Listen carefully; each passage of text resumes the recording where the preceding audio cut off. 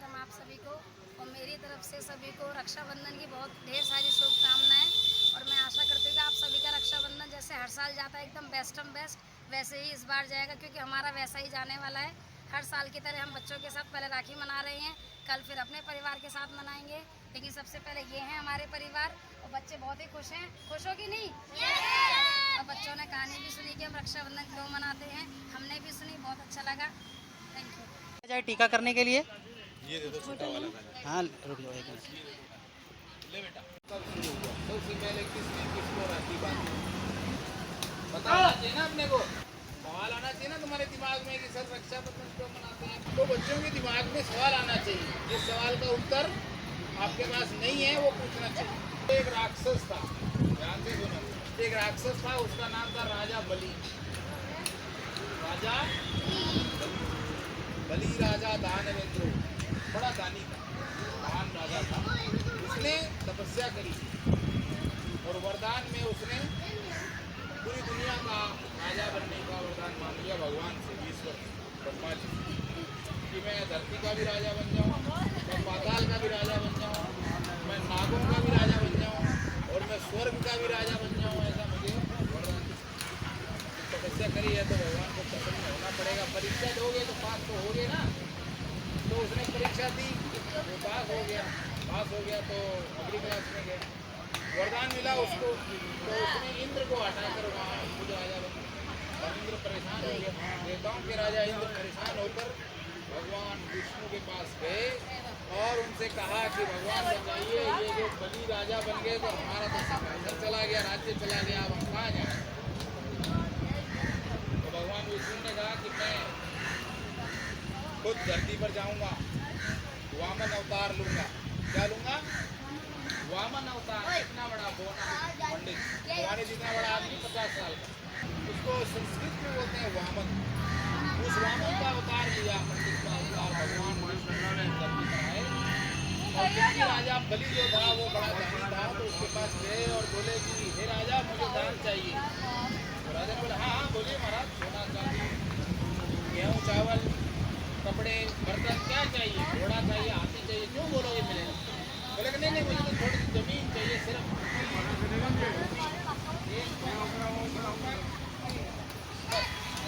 दे दो मुझे खाली। राजा हंसने लगे, बोले तुम पहले छोटे हो, और फिर तुम ही मांग रहे हो सिर्फ 3 पग। चल ले जाओ, जहाँ मर्जी ले जाओ, मेरे महल में से ले लो, जंगल में से ले लो, पहाड़ पर से ले लो, स्वर्ग में से ले लो, जमीन के अंदर से ले लो, जहाँ मर्जी वहाँ से 3 भूमि ले लो, 3 पग। कितनी? जब वामन भगवान को बलि राजा ने 3 पग भूमि देने का वचन दिया तो वामन भगवान ने बड़ा रूप धारण किया, धरती से भी बड़े हो गए थे वो, क्योंकि वो तो भगवान विष्णु थे, बहुत बड़े हो गए। ऐसे एक पग में पूरी धरती नाप दी उन्होंने। दूसरे पग में उन्होंने स्वर्ग नाप दिया ऐसे, ये दोनों उनके हो गए। अब तीसरा पग रह गया, इसमें तो एक पग रह रहा है, इसको कहाँ रखो। उन्होंने 3 पग का कहा था, लेकिन राजा बलि भी बड़ा दानी था, उसने बोला सब कुछ छोड़ के, बोले यहाँ रख दो मेरे ऊपर, मैं आज से आपका हुआ। तो भगवान ने अपना पैर उसके सिर पे रखा, बोले ठीक है मेरे 3 पग हो गए, धरती भी मेरी हो गई, स्वर्ग भी मेरा हो गया और तेरा सिर भी मेरा हो गया, सब कुछ मेरा हो गया। अब तू ये स्वर्ग छोड़ दे, तो ठीक है छोड़ दे, ये धरती छोड़ दे, ठीक है छोड़ दिया।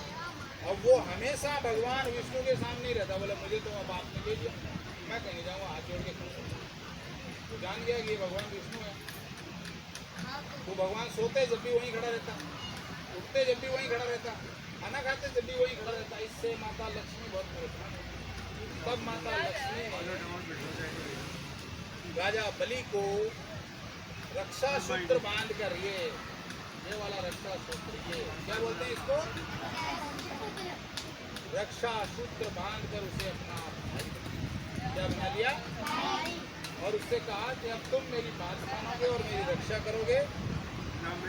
यह स्थान लक्ष्मी का है, भगवान विष्णु का है, इसलिए आप यहाँ से जाओ। तब राजा बलि ने कहा कि आज के बाद जब भी कोई बहन अपने भाई को रक्षा तो वह भाई उसकी बात मानेगा, उसकी रक्षा करेगा। और इस प्रकार रक्षाबंधन का त्योहार शुरू हुआ। अपने भाई भाई जो हैं वो अपनी बहन से राखी बंधवाते हैं और अपनी बहनों की क्या करते हैं करते हैं और गिफ्ट देते हैं। ये बड़ी समस्या है। चलो भाई गिफ्ट भी देते हैं, अच्छी बात है, बहनों को गिफ्ट लेना चाहिए, मिठाई भी खिलाती हैं अपने भाइयों को, है ना। तो यहाँ से शुरू हुआ रक्षाबंधन का त्योहार, लेकिन ये केवल भाई बहन तक सीमित नहीं है त्योहार, समझ रहे हो ना।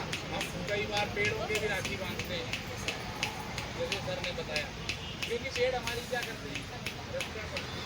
किससे रक्षा करते हैं? हमें शुद्ध हवा देते हैं, छाया देते हैं, फल फूल देते हैं, बारिश में धरती को कटने से बचाते हैं। बाढ़ आती है तो पेड़ की जड़ें मिट्टी को रोक के रखती है, तो बहती नहीं मिट्टी, इसलिए वो मिट्टी बच जाती है। नहीं तो जहाँ पर बाढ़ आती है वहाँ पर जब पेड़ नहीं हो तो वो मिट्टी बह जाती है। इसी प्रकार जो गुरु होते हैं वो अपने शिष्य से राखी बंधवाते हैं। गुरु जी को भी अगर कभी जरूरत पड़े तो जब शिष्य बड़ा हो जाए, सक्षम हो जाए तो उनकी रक्षा करें, ठीक है ना। भाई भी अपने भाई को, दोस्त को राखी बांधता है तो मेरी रक्षा करना। तलवार आपस में बदलते हैं, पहले बदलते थे राजा, तू मेरा भाई बन गया, तलवार मेरी रख न तेरी रख, भाई भाई होता है, वो भी एक प्रकार का रक्षाबंधन है। ऐसी रक्षाबंधन एक दूसरे का साथ निभाने का त्योहार है, एक दूसरे का ध्यान रखने का, एक दूसरे की सुरक्षा करने का त्योहार है। हमें भी अपने भाई बहनों को राखी बांधकर बंधवा कर एक दूसरे की रक्षा करनी चाहिए, ठीक है ना। रक्षाबंधन मनाया जाए। वंदे वंदे रक्षाबंधन मनाए मनोज सर।